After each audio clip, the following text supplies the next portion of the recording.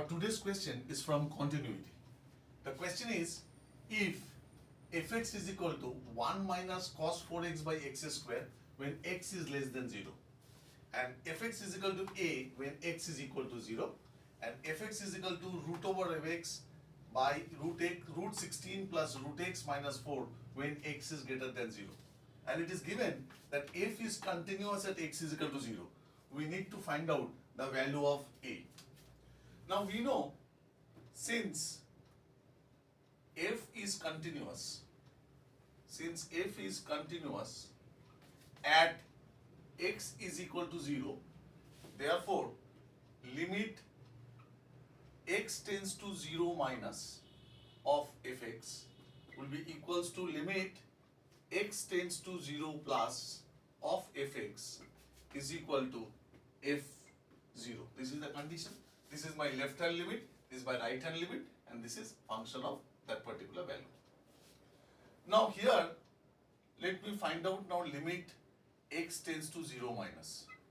Now which of the expression is satisfying x less than 0? This is x less than 0, so this. So fx will be 1 minus cos 4x by x square. Now we know 1 minus cos 4x. This I can write as, this is equal to limit x tends to 0, 1 minus cos 2 into 2x by x square. So this is like 1 minus cos 2 theta. We know 1 minus cos 2 theta is equal to 2 sine square theta. So this is equals to 2 sine square, of course limit is there, limit x tends to 0,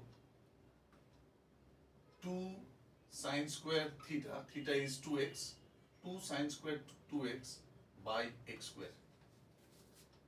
Now we know sine theta by theta for limit theta tends to 0, this is equal to 1.